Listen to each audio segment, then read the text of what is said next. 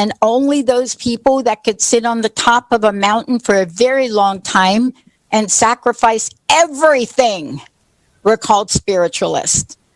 But we've got a different perspective. Joining me here today is someone that talks about this, lives this, breathes this, teaches others about it, does so in her own show, but is asking the question for all of us. Are we ready to embrace and strengthen our connection to divine guidance? Are we ready to do that?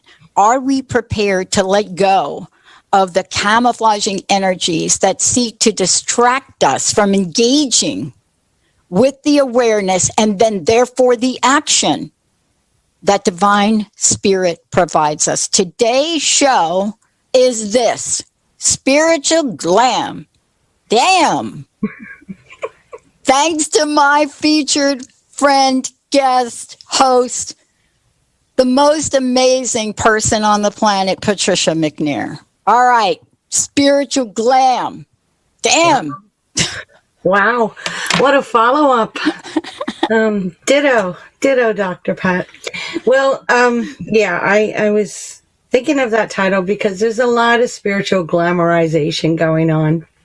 And as an old dinosaur like you and I, we've been through the ropes on many different levels of Reiki and when it first came out and what everybody's made it out to be now and the auras and how to be spiritual and you had to be so holy and not fart or make a mistake or keep your hands crossed, or spiritual was a religion, designated only to certain category of people. And in the last 30 years, you and I have lived through a lot of spiritual glam. Yeah, boy. And with that glamorization comes the inaction and the immobility to take that action because you're caught up in the glam. You're caught up in following somebody else's glamorization of what spirituality is. And I really feel that it's disvalued and it's allowed people to get caught up in outside instead of inside. And it's time for action. You and I both know this is the time for divine action and motion. So with that, I thought you and I would have fun. Talking about spirituality. Well, and let's talk about this. One of the things that hit me a number of years ago, kind of in the same vein that we're talking about now, and I never saw myself in this realm. I never saw myself the way other people see me, and yet at the same time, I can remember at a really young age, I was always connected to the divine at some level. Before I even understood that it was, quote, a religion. That's what this was about for my family. But there was a connection. And I think as kids, a lot of us do have that connection. But when we enact this and have to live our lives, when the rubber meets the road and we have to decide, what do we need to do to really move beyond foxhole prayers and really look at the depth and the breadth of the gift that was given to us. See, because I do see it as a gift, right? Multitude of gifts. Yeah. Being alive is a gift. Being able to look at that sink full of dirty dishes is kind of spiritual for me. Because then you get in there and you start singing and whatever you do in your life, if you can bring joy into it, and if you can bring the ability to change the mind and get your heart and, put the elbow grease into it, to me, that's being spirit. How can anyone not be spiritual? Everyone has a spirit. That was my question when I was about 11. What are you talking about? Everyone has a spirit. They're all spiritual in their own way. It's really interesting to really be talking about this in the ways that we're talking about this today. And one of the things that I'm really clear about is that once upon a time, there was a version of spirituality that was practiced freely as walking the planet. And I want to just talk about it from the very essence of what my sense is. Even before we could speak as humans, we were in awe of that which we could not define, or we could not, we were in awe. We looked up to the skies and we were in awe. We saw a shooting something or other. And by the way, we didn't know it was a star or a planet, and we were in awe. You know, we watched the trees grow and the flowers bloom and food be generated from the earth. And we were in awe and in ceremony and in gratitude. Mm-hmm. It was what we take for granted today, a miraculous event of something beautiful happening, whether it be in nature or in another being, and we are in awe. And, you know, one of the things I love about talking about this is when awe went to a whole different level, when it became, well, wait a minute, your awe is not as good as my awe. Therefore, your awe doesn't exist. You're spiritual. What is that? That's not like me. My God is the God.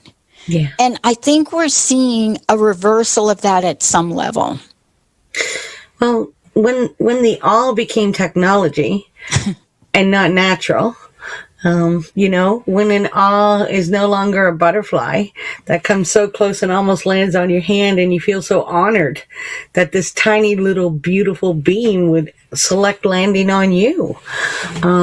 Those are the simplicities of really connecting to know that we, as the human race, we don't create anything physically.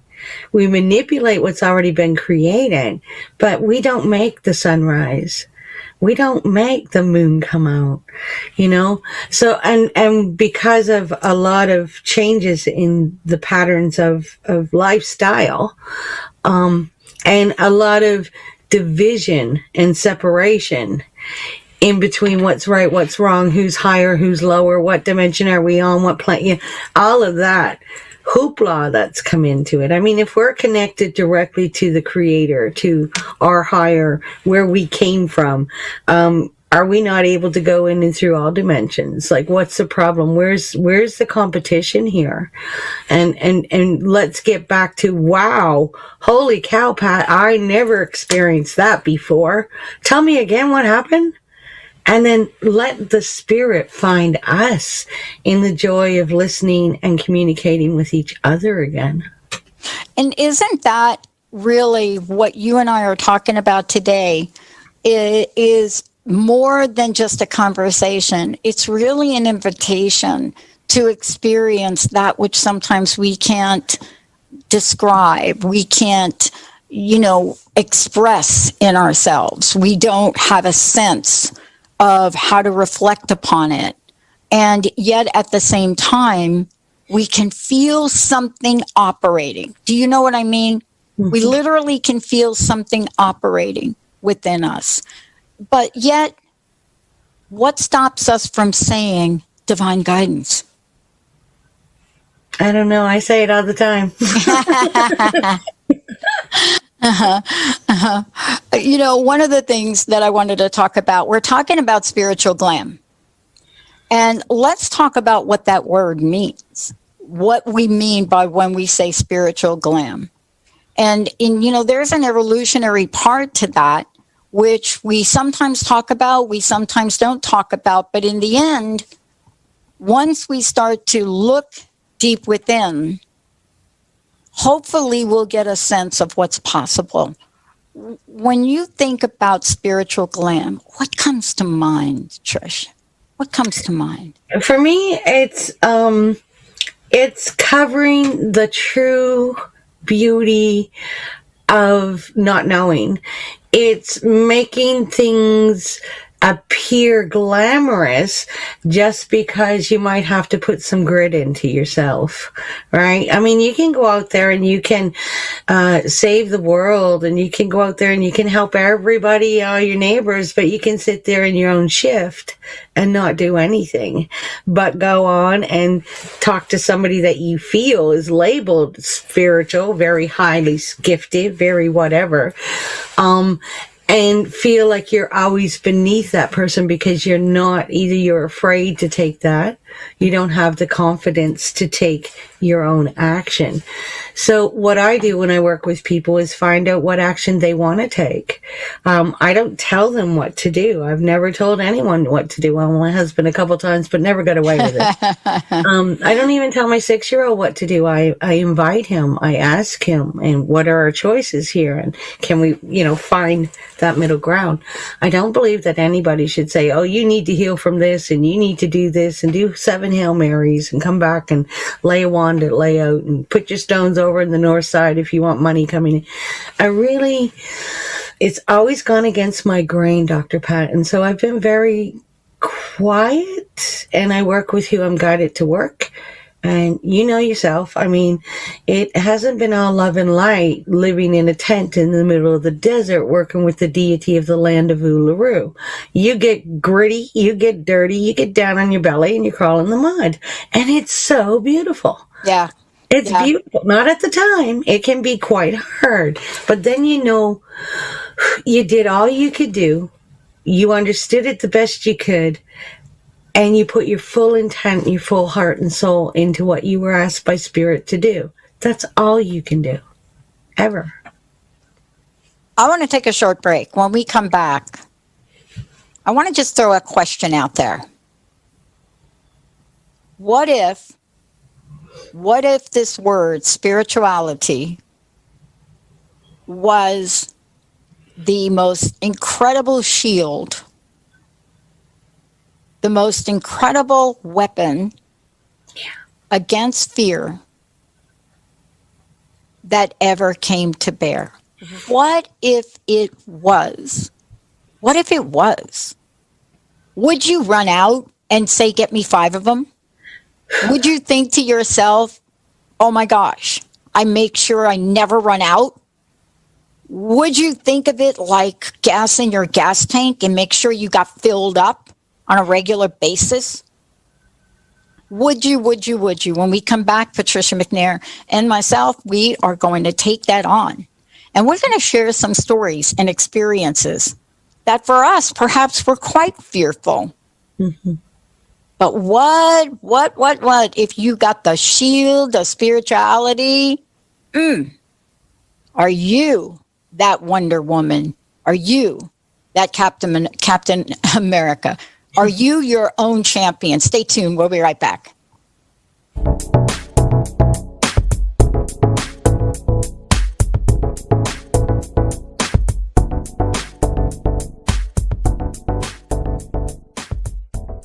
Marriage is not always easy, but skills that improve communication go a long way.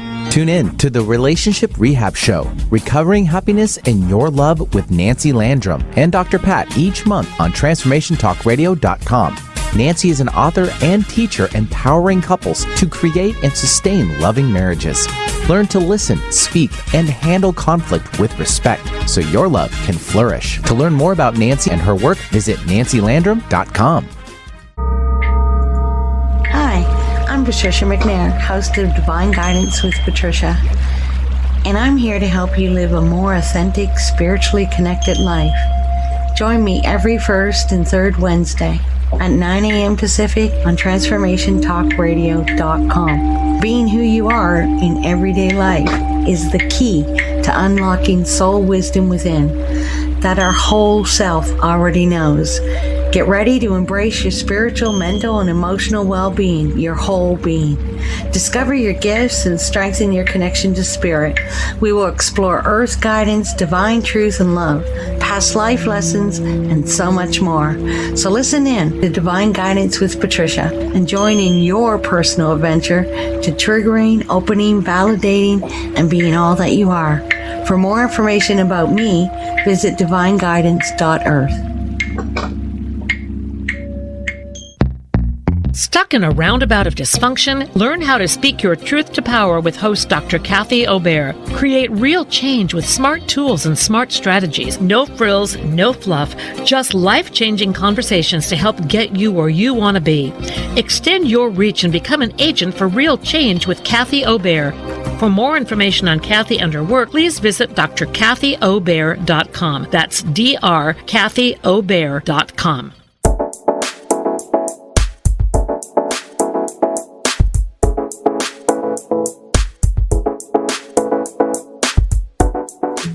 Welcome back, everyone. Welcome back. Spiritual Glam. Before we jump into, whether or not you can literally take that shield, put it on, and use spirituality, and I mean use it, in a way that moves you forward in a place of freedom and fearlessly. But before we do that, and before we talk story, we got some really cool stories to share. Patricia, how do people find out about you? Let's get them over to you. Tell them about your show. My show is Divine Guidance with Patricia, and it is focusing on solutions for the whole being. And I'm glad we're doing this show together, Dr. Pat, because it's part of it's one of the facets of becoming whole. And my website is divineguidance. I know, right? I never talk about myself much. Divineguidance.earth. Yeah. So check it out. I have some new services and things there. And excited to meet anybody that Spirit brings forward. And I also work with personal development through my life skills coach facilitation. I'm a public speaker of soul and spirit and personal development. I also have corporate background. So I know that there's a lot of businesses out there starting up in the spiritual realm. So if you need any of that information or mentoring, just connect with me through my website, and we can take a look at everything and anything. And if I don't have the skills, I'll send you to somebody who does. So I think, look, this is the time where we talk about spiritual glam. My uncle, and, he passed away a number of years ago. But one of the more pivotal lessons I learned from him, it was the moment that he made the announcement to the family, to everybody that would listen to him.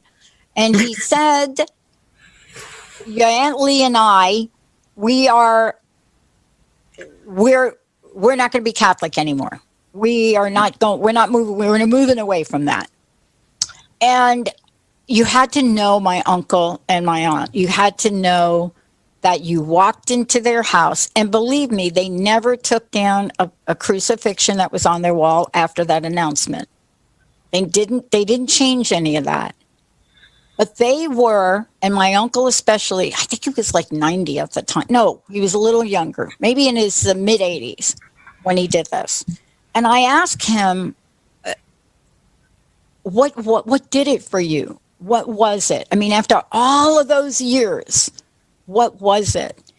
And he gave me 3 answers. Half was in Italian. I'm not sure I really understood the whole sentence. But he talked about how the level of hypocrisy hit him now. And it had more to do with not taking action for justice for him. So this is a guy, Italy, Nazis, took over the village, took grandpa's, hotel in Vaglia Soto. I mean, this is a man that went through all of that. But there was something that pushed him past the point.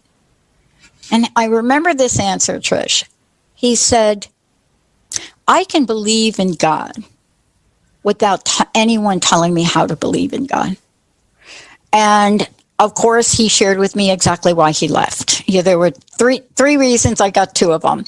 One, he did not understand the rationale for not holding priests accountable for what they did. And number 2, he didn't understand why the church didn't include and honor people of every sexual orientation. Mm-hmm. And that was enough for him. And I don't know why. But he represented to me a keyhole to freedom. And when we talk about spiritual glam, Are we talking about the cake? Are we talking about the icing? Are we talking about the sprinkles?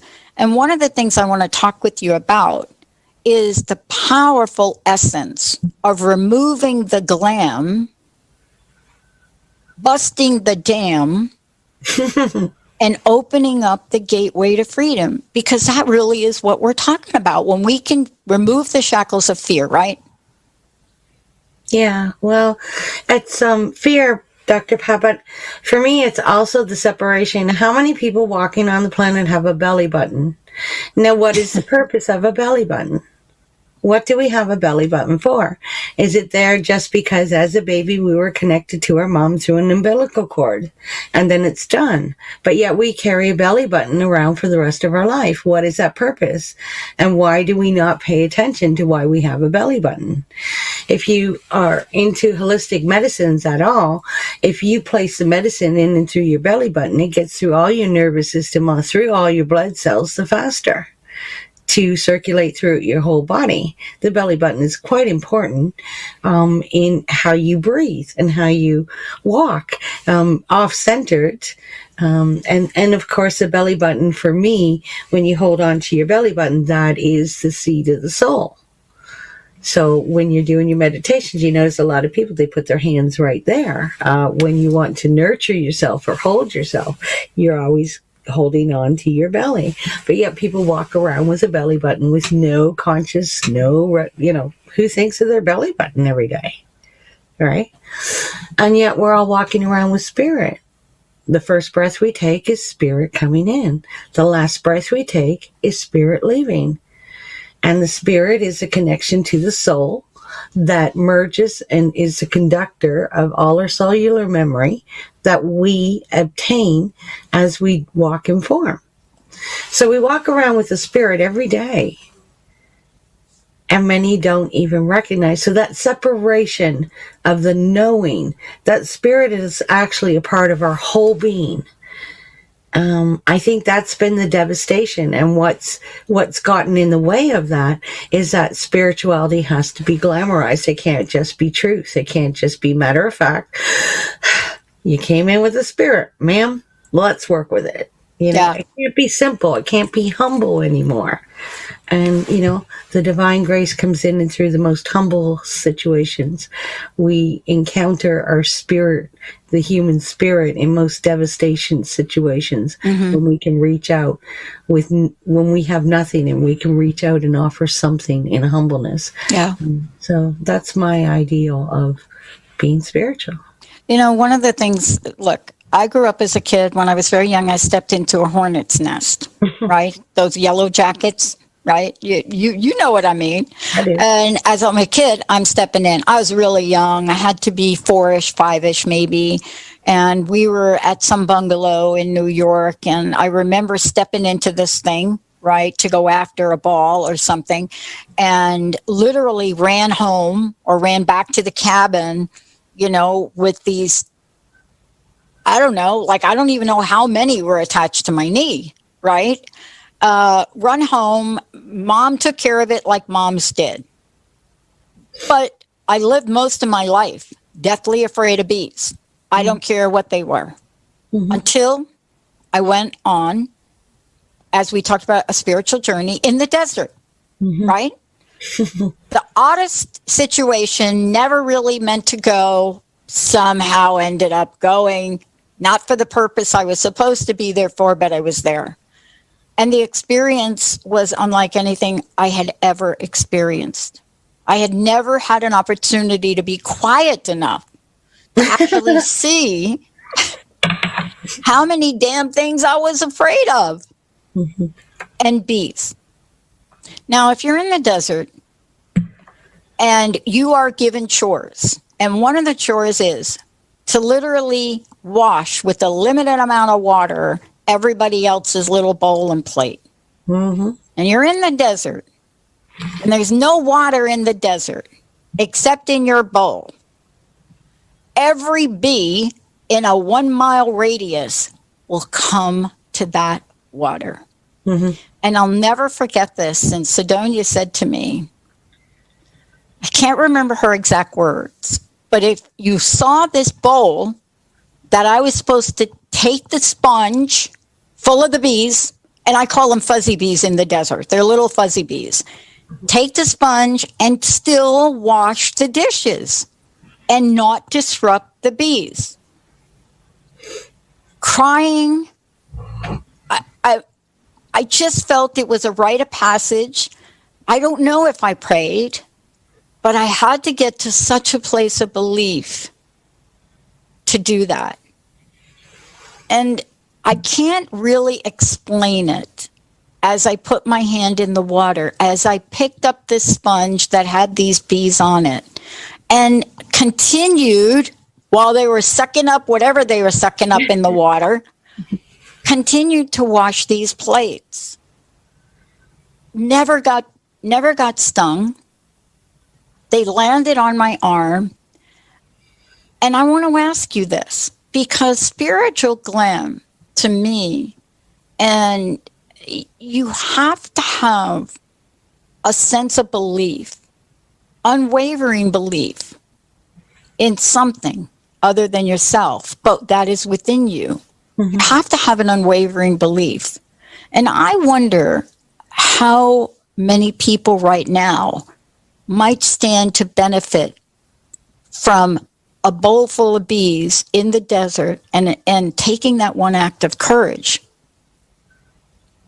Yeah.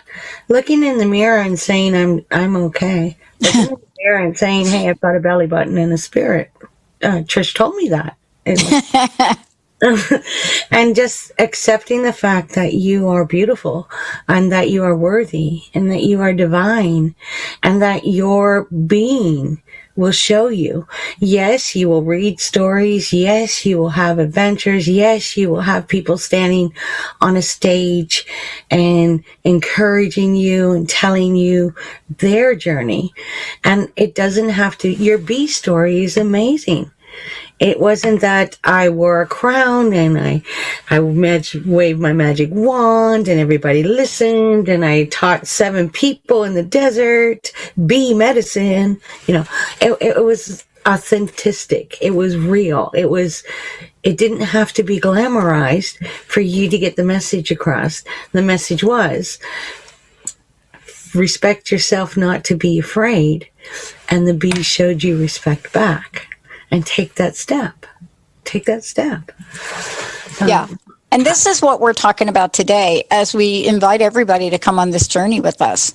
You know, to come on the journey. I mean, are there things that we are holding back from, Trish? Are there things we're holding back from? Because, see, I think that this is really an energy right now. Mm-hmm. You know, are there things we are holding back from that if there was a way to move forward, maybe not 1,000,000%, but how about a step? If we could learn a way to take that step, right, on solid ground, that first step on solid ground is just the way my uncle described it. You know, a sense of freedom to choose. Let's take a short break. When we come back, spiritual glam. Damn. Stay tuned. We'll be right back.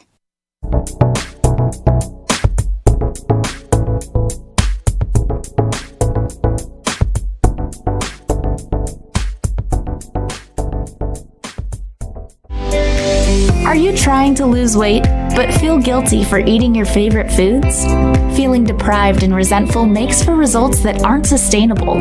Join Adrienne Craig every second and fourth Friday at 12 p.m. Pacific on TransformationTalkRadio.com for her show, Master Your Mindset for a Weight Loss Breakthrough. Learn to love the journey and watch yourself succeed. For more information about Adrienne or to work with her personally, visit lifecanyon.com. Hi, I'm Laura Goldstein, and here's a Coffee with the Universe tip. It's no secret that anxiety and overwhelm are on the rise. While the tendency is to suppress these feelings, anxiety is really a messenger that's telling you something is off, very off.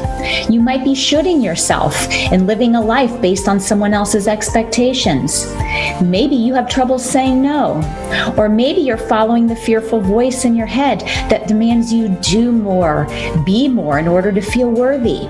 So see where you can make a few adjustments in what you're doing to get rid of the overwhelm and create more peace inside instead. To get more tips like this, tune into my Transformation Talk radio show called Coffee with the Universe. It's a live call-in show. I'd love to chat with you.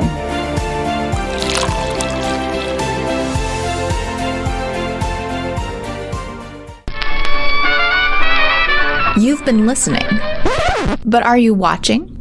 Tune in to your favorite shows on the Transformation Talk Radio Facebook page. We stream live video podcasts every day. TransformationTalkRadio.com. Let the journey begin.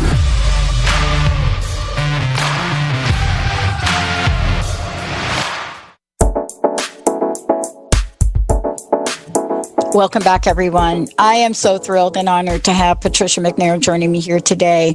Of course, host of Divine Guidance, but more importantly, she is in the world today to be of service, and to be of service in a way that really ignites the fire of freedom, and that is a freedom that starts within. Trish, again, how do we find out more about you? And look. Help us understand the pathway to true spiritual freedom. The pathway to true spiritual freedom is the thoughts that you've had about being more, the concerns you've had when you see other people being harmed or hurt. Mostly it comes from your heart. There is a map inside of your own being, just as individual as your fingerprint, that calls to you through every experience that you have in life. Reach out, have a coffee with somebody, take the comfort blanket off, and stand up and say, well, I'll put one toe in the water today, and I'll go have a coffee because, they've got drums over there, and I know they're spiritual, and I'll just get a little direction here. If that's what you're comfortable with, fine. If you're comfortable with sitting underneath a tree and listening to the ocean waves and saying, okay, I'm here. I really want to know. I want to know my spirit. You know what? Lickety split. You'll have 7,000, they'll be there. Don't ever worry. They'll be there. They're there tapping their feet while you make jam lifetime after lifetime, waiting for you to ask these questions. So, be brave enough to ask and do it for you. Don't do it for your husband, your kids, your mother, your father, somebody else you're following, a celebrity.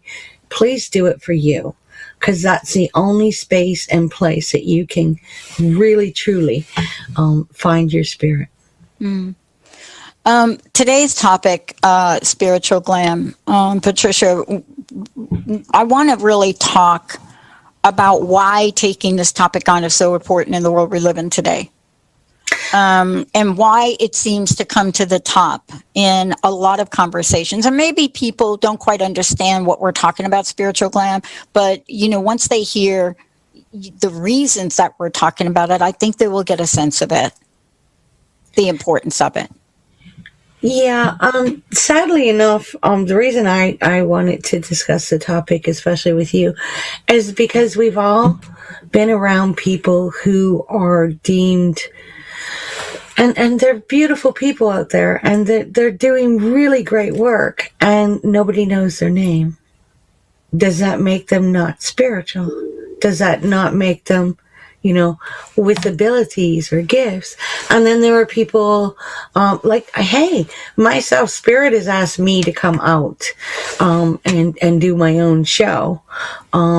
And my only request with spirit is that I can keep it real, that I can be who I am. I put a little lipstick on today, but I'm not going to go get the rhinestones and the jewelry and I'm not going to, be on a spindle pedestal. I want to be Trish, sharing my spirituality without intimidating or somebody feeling like they are not enough to speak with me. I need to be approachable. I need to be real. I need to be able to dance with their fear. I need to be able to allow them to cry. I need to be able to allow them to express themselves, to be who they are. And if I'm so worried about looking like I'm so into spirituality, that I'm not into working with another spirit, then I'm going to get caught up in myself and be self-serving and not be serving to others. You can look beautiful. Glamour's great. But when you cover it with more foundation and eyelash makeup that you need, then you're covering something really precious, which is who you are. So be who you are so others can come forward and step through their fear to be who they are. That's my take on it.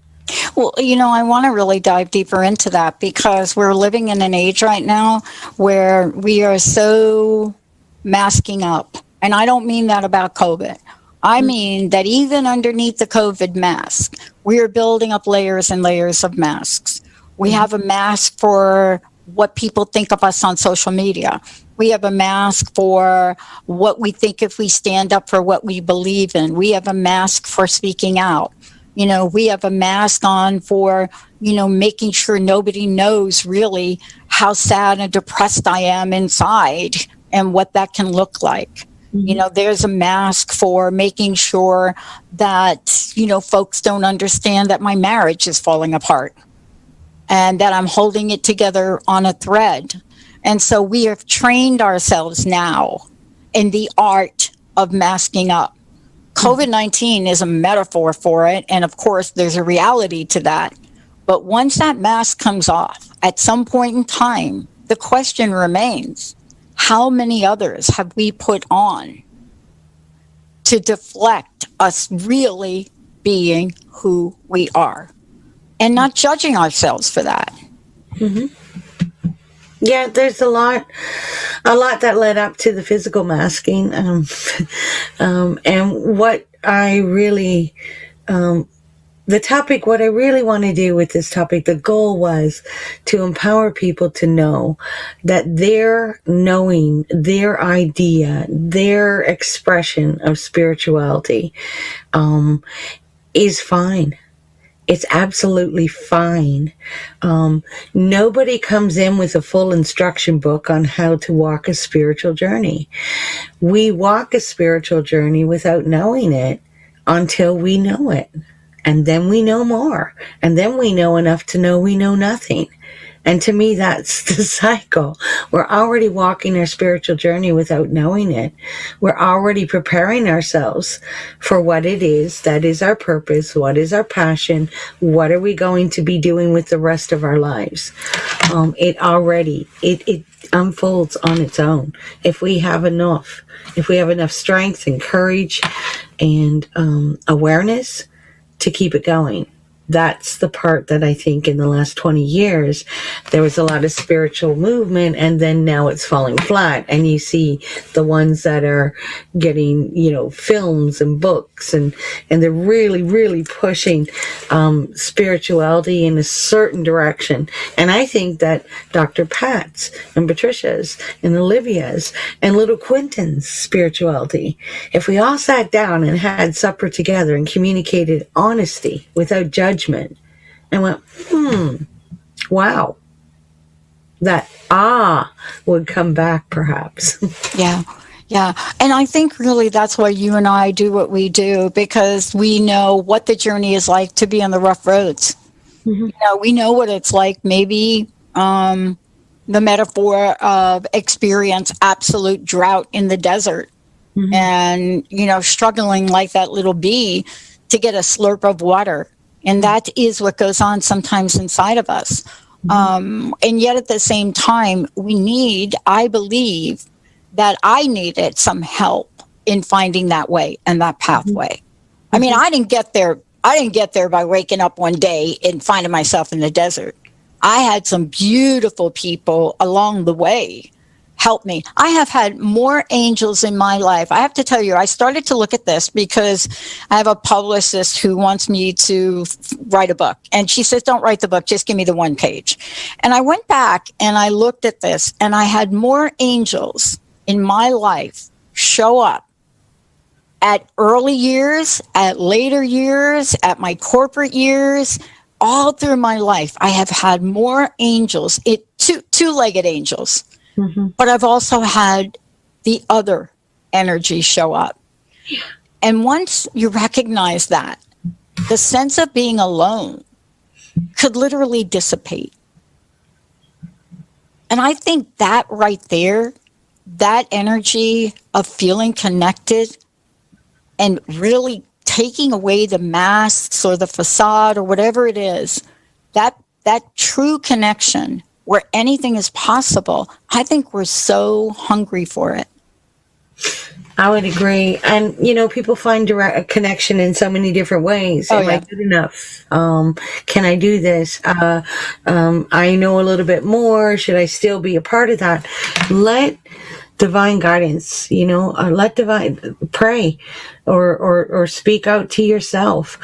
So many people are praying to Creator, and I love the Creator, and I love the archangels, and I love Mother Earth, and I love all the beings that I'm so blessed. And I truly love the physical beings who have guided me as well.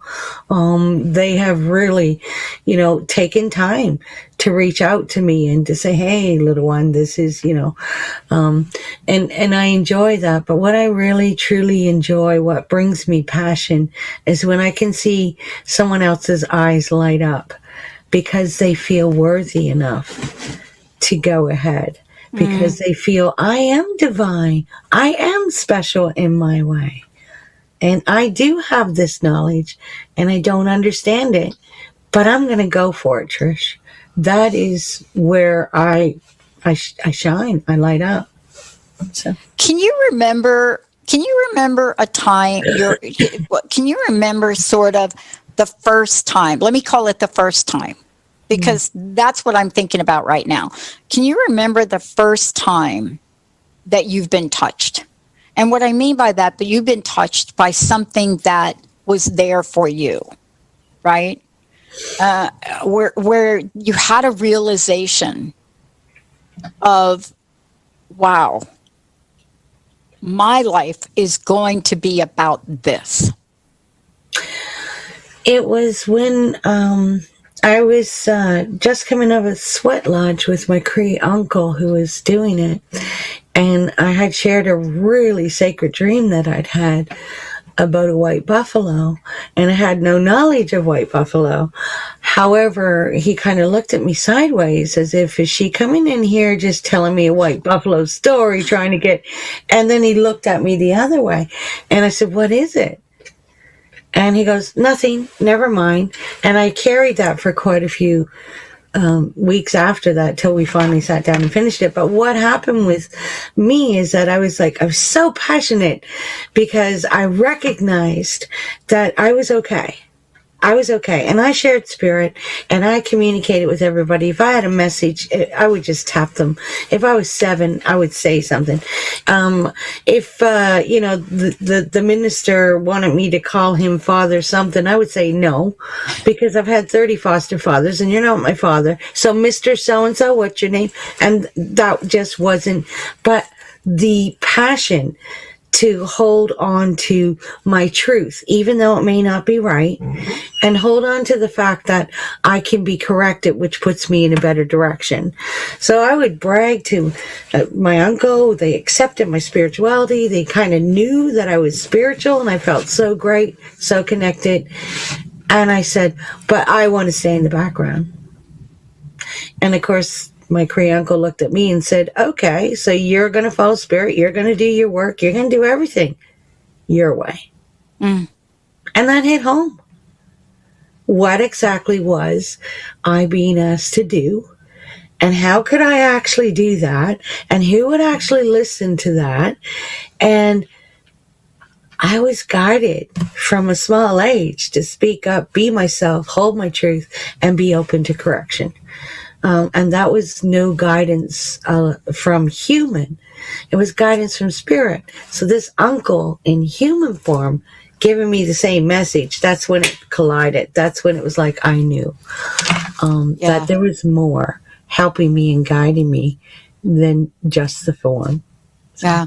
And, part of what you mentioned earlier, and I want to get to it now too, is I don't know how many folks you've heard talk to you about, I studied with X and I realized I was doing Y wrong.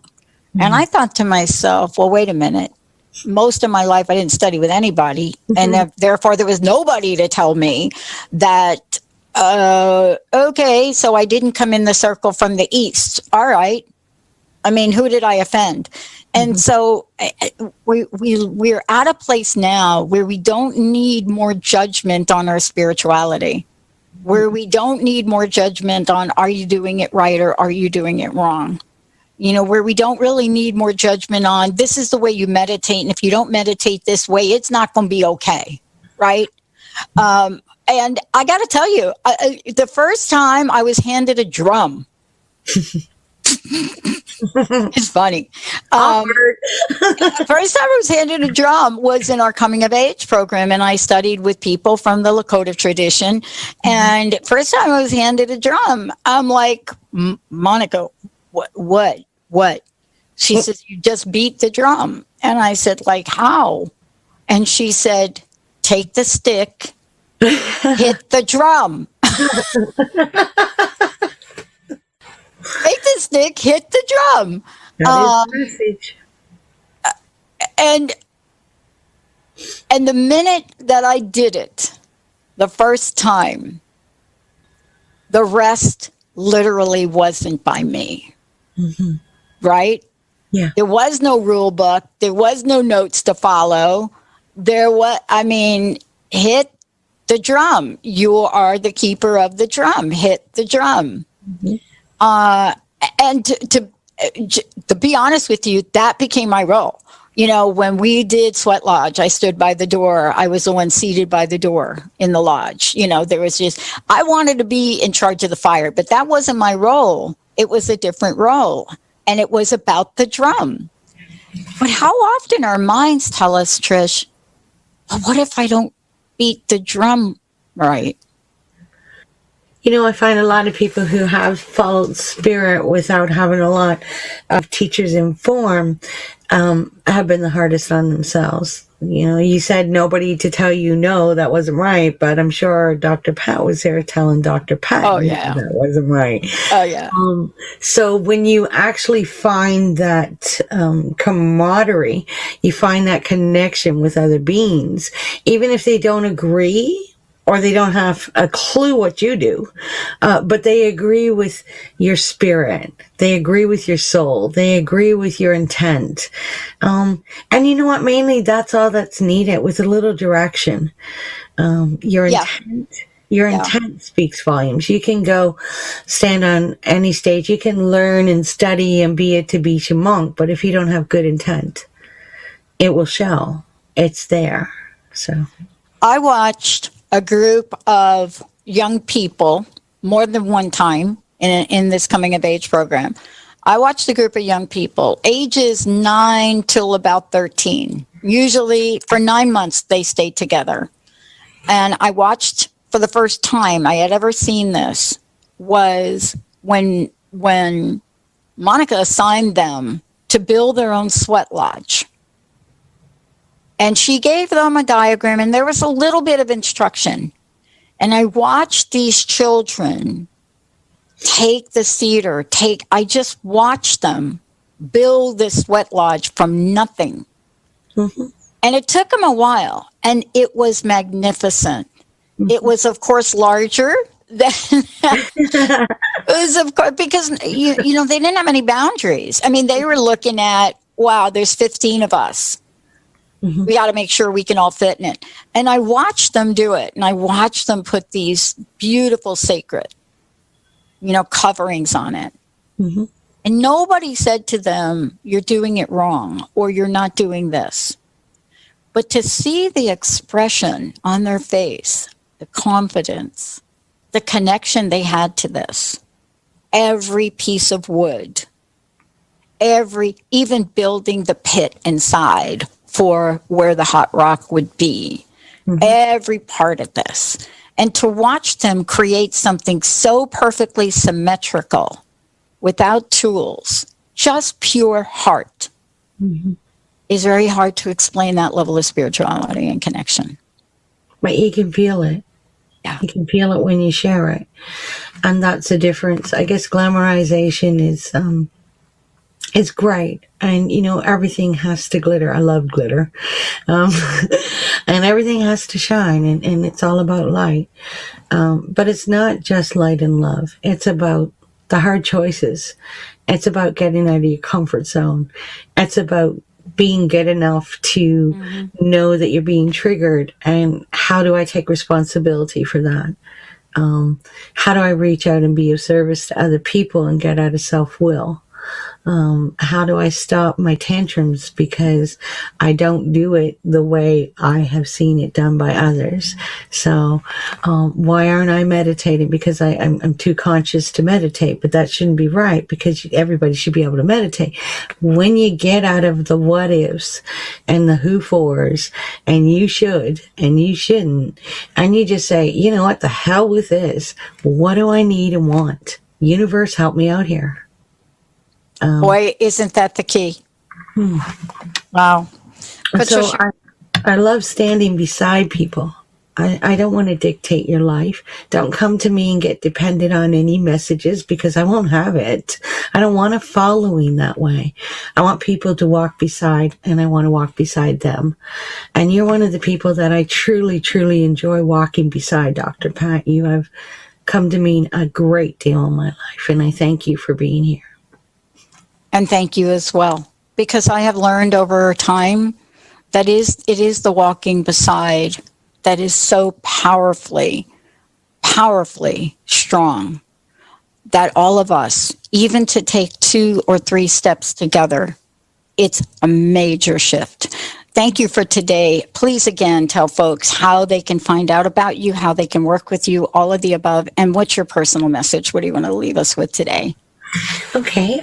First of all, it's divineguidance.earth is my website. You can email me at connect@divineguidance.earth. You can watch me the first Wednesday and third Wednesday of every month here on Transformational Talk Radio, where I host a show called Divine Guidance with Patricia. Pretty simple. And I'll be happy to talk to you if you want to just email me. It's not just about providing services. It's about being of service. So if you email me, I'd be glad to hear from you. So my message for today is, don't be afraid that you're not pretty enough or good enough or special enough to be exactly who the Creator has asked you to be in form. And everyone's spiritual, and everyone has choices. And I have faith and trust that you will make the proper choice for you. And if you need anything, give a shout out, because there's good people who will walk beside you and be there for you. And thank you, Dr. Pat, for having me on your show. It's always great. I love it. Thank you so much. Listen, everybody, we've got another hour coming up. Remember, everything you need is right there inside you, in front of you. And sometimes it is somebody to walk beside you. We'll see you next time.